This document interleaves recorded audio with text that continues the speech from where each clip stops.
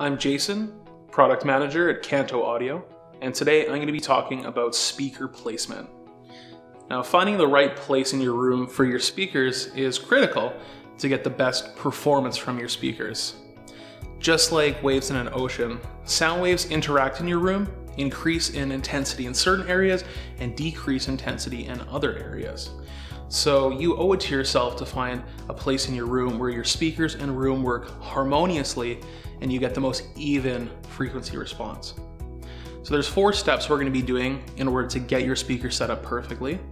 We're going to be first determining the height that your speakers need to be at. Then we're going to be determining where your speakers and seating position need to be in the room. We're then going to determine how wide the speakers need to be. And then we're going to actually listen to the speakers and make some final tweaks. So let's get into it. The first thing that we're going to do is determine our speaker's height. Now this is important because speakers disperse pretty well horizontally, but not that well vertically.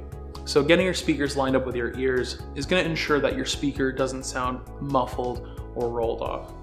So I'm going to grab a piece of tape and the tape measure, and we're going to use these tools to determine our speaker's height.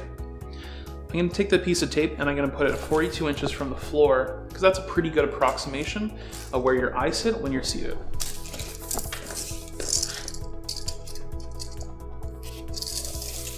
Now we're going to take a seat in our chair and we're going to look at that piece of tape and we're going to determine if it needs to go a little higher or a little lower. So in this case, my eyesight sits a little bit lower than the piece of tape, so I'm going to go ahead and move it down a bit.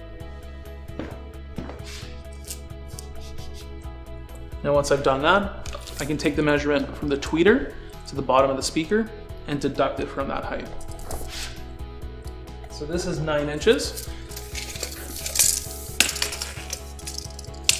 And this is 41 inches. So 41 minus 9 gets you 32 inches, and we just so happen to have our speakers set up on 32-inch speaker stands. Now, I recommend speaker stands because you're going to be moving your speakers around during this process, and you're going to want a dedicated piece of furniture to move around on. It's very unlikely that your bookshelf or the piece of furniture in your living room is the best place for your speaker.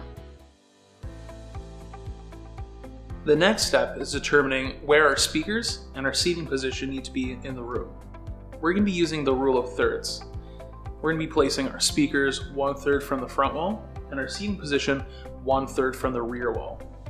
I've already measured this room, it's 15 feet, and I've already placed my seating position 5 feet from the rear wall, and we're going to be placing our speakers 5 feet from the front wall. So 5 feet is about right here.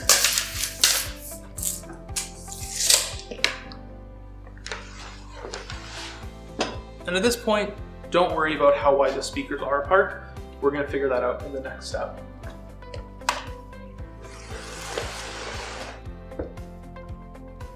Now we realize that you might not be able to pull the setup off in your own home. It's pretty far away from the wall. But the worst place to put your seating position or your speaker is right against the wall or in the middle of the room. So try as best you can to get your seating position and your speakers away from the walls. The next step, step 3, is determining how wide the speakers need to be apart from each other. Now we're going to use the equilateral triangle theory. We're going to place ourselves at one point of the equilateral triangle in our seat, and the other 2 points are our speakers. So we're going to take a seat and measure our speaker and determine how wide it needs to be from there. So this speaker is about 56 inches away from myself. So I'm going to move the speakers apart 56 inches.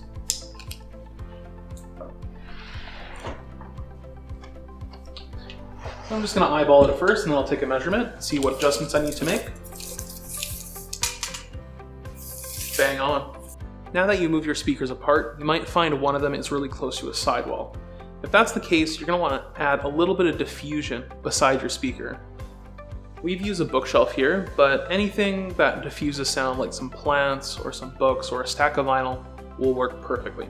You want to avoid a situation where your speaker is reflecting off a hard surface because it'll reduce sound quality.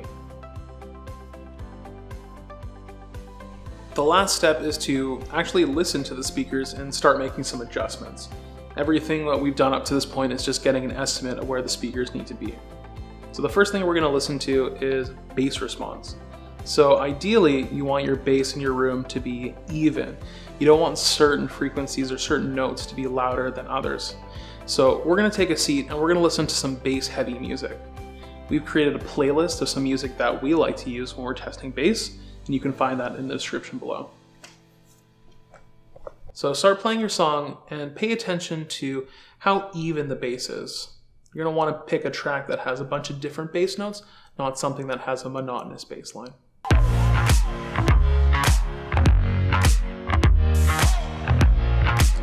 So I'm finding that certain frequencies sound a little bit louder than other frequencies, so I'm going to move the speakers back a little bit and then give it another listen. So I'm going to move it back about 4 inches or so.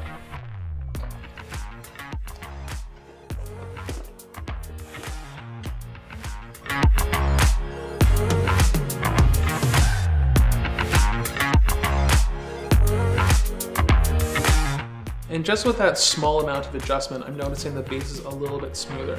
It's not quite there, so I could probably go a little bit further. Just keep going back and forth, listening to music and moving the speakers back until you get a nice, even bass response. The next thing we're going to listen for is imaging. Imaging is essentially like the depth of the music. When your speakers are set up properly, it'll sound like there's sounds that are coming from behind the speaker and sounds that are coming up a little bit forward. So to test imaging, we're going to listen to a vocal heavy track. And we're going to want to pick something that has vocals right in the center of the mix. So start playing some music and pay attention to if vocals sound like they're sitting directly in between your speakers.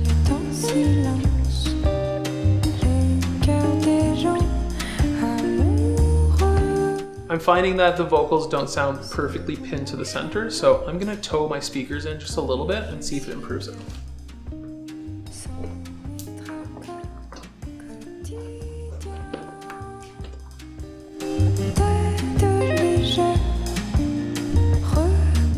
And just that little adjustment has made the vocals pin directly in the center. It sounds a lot better now. There's certain circumstances in which your speakers might sound really good just facing towards yourself with no toe in. Some speakers are really good off axis and they sound pretty good wherever you sit. But you might have to adjust this a few times to get perfect. And if you're in a situation where your speaker is really close to a sidewall, you're probably going to have to toe your speaker in a bit more to avoid that reflection we were talking about earlier. Now at this point, your speaker should be 90% set up, but there are a couple extra tweaks you can do to make it sound even better. One of the things you can do is listening for mid-bass response. So that's essentially where kick drums and low male vocals sit. If you find that those frequencies are a little bit overwhelming, you can pull your speakers apart. And if you find they're a little bit lacking, you can move your speakers together. And the last tweak that you can do is improving soundstage. Soundstage is the width of your music. So if you're finding like you have good imaging, but your stereo width is a little bit narrow, it doesn't sound like there's sounds coming beyond the speakers, you can put a little bit of diffusion behind the speaker. So same thing, bookshelf, plants, books, vinyl, anything like that will work. After watching this tutorial, I hope your speakers are dialed in and sounding perfect. If you like this video and you want to see more tips and tricks, check out our YouTube channel and make sure to subscribe. I'm Jason from Kanto Audio. Thanks for watching.